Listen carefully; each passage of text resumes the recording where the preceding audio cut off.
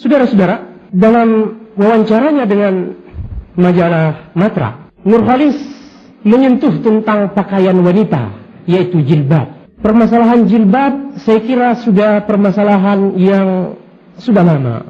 Aman man aman wa kafara man kafar. Tetapi di dalam kesempatan ini, karena Nurholis menyentuh masalah Islam, tidak membatasi dirinya hanya sekadar pribadi, tetapi melontarkan pikirannya bahwa jilbab itu tidak wajib, maka saya berkewajiban untuk menjelaskan permasalahannya. Sekiranya Nurholis tidak menyentuh masalah Islam, saya tidak peduli. Masalah istrinya dia larang tidak pakai jilbab dan anak gadisnya, saya tidak peduli. Itu bukan tanggung jawab saya. Tetapi pada saat mana Nurholis berbicara tentang Islam mengenai jilbab dan sampai mengatakan bahwa jilbab itu tidak wajib, maka sebagai orang yang punya sedikit ilmu tentang ulum syar'iyyah, saya merasa berkewajiban, saudara-saudara. Ayyuhal ikhwah rahimakumullah, hijabul mar'ah di dalam Islam adalah masalah yang fundamental, bukan masalah furu' sebagaimana yang dikira oleh sementara orang. Masalah asasiyah.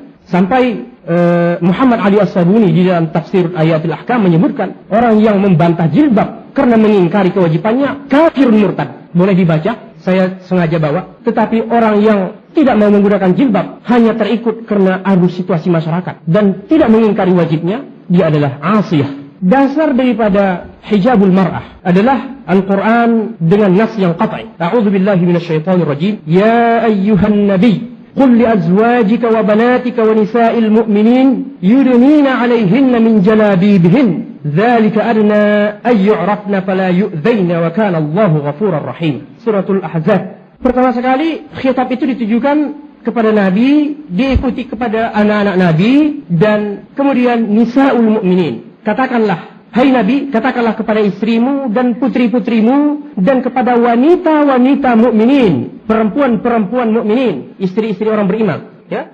Yudnina 'alaihinna min jalabibihin, agar menutupkan ke badan mereka jilbab mereka. Nah, di sini saudara-saudara, majalah Matra, saya bacakan teksnya. Apalagi memang dalam Quran isu jilbab dan kerudung itu kaitannya dengan dada, bukan dengan rambut. Jilbab itu kan sebetulnya bukan kerudung, tapi baju mantel. Kurang lebih perintahnya adalah pakailah mantelmu itu untuk menutupi dadamu, begitu. Bukan untuk menutupi rambutmu. Dari mana sumber ini? Ya, saudara-saudara, bila kita ingin berbicara dengan Islam, berbicara tentang Islam, berbicara argumentatif, paling tidak ada alasannya. Seorang ulama, pengarang tafsir ini mengatakan demikian. Supaya saya lebih memperjelas kepada saudara pengertian jilbab itu apa. Mari kita lihat sama-sama kitab tafsir. Dan kita tidak akan pernah bisa lepas dari kitab-kitab tafsir itu. Jalabibihim jamak jilbab. Wa huwa thawbul ladzi yasturu jami'al badan. Pakaian yang menutupi seluruh tubuh. Apakah kepala itulah tubuh? Kita teruskan. Qala fi lisanil Arab.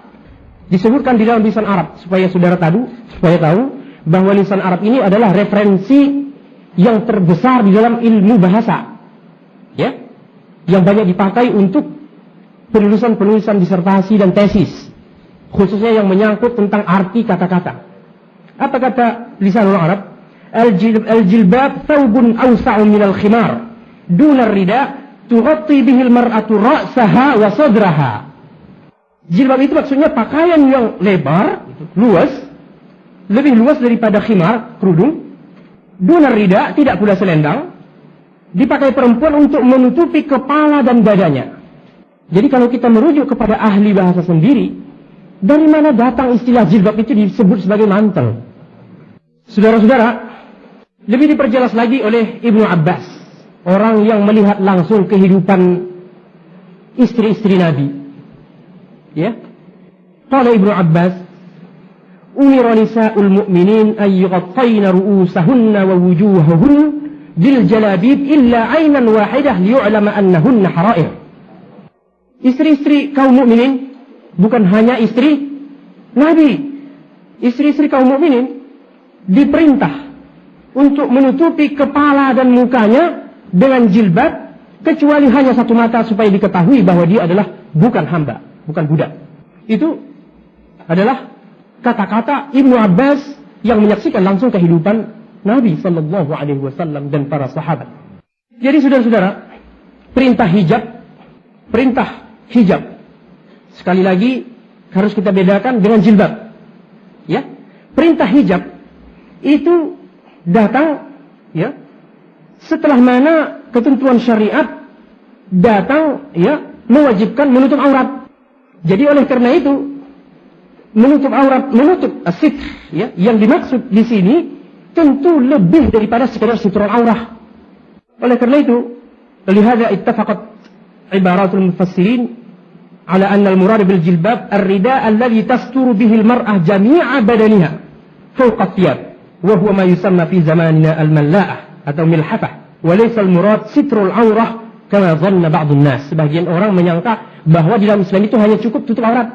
Tidak. Tetapi di dalam kata-kata Al-Quran, al-jilbab jalabibihina itu terkandung makna lebih daripada sekedar menutup aurat. Ada semacam pertanyaan kontroversi yang sering diperdebatkan orang tentang diwajibkankah hijab atau jilbab itu kepada wanita mukminat atau hanya sekedar kepada istri-istri Nabi. Jelas di dalam ayat tersebut yang menyatakan ya ayuhan nabi qul li azwajika wa banatika wa nisa'il mu'minin adalah suatu nas yang qat'i yang tidak bisa dibantah bahwa kewajiban menggunakan hijab kepada seluruh perempuan yang mukminat tanpa kecuali.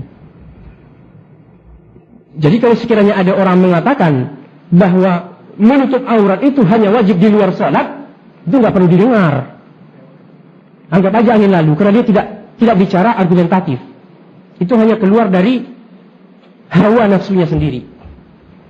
Dan yang anehnya, Nurkhalis di situ mengemukakan bahwa dia tadinya berpendapat sama seperti itu, bahwa aurat wanita itu adalah dari ujung rambut ke ujung kaki.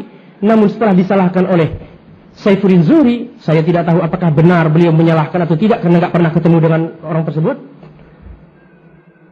Yang jelas bahwa Saifuddin Zuhri mengatakan yang dimaksud dengan kewajiban menutup aurat itu hanya di dalam salat, itu adalah suatu perkataan bila dalil. Ya. Apalagi mengatakan bahwa jilbab wanita itu hanya sekedar kepantasan. Bagaimana pantasnya?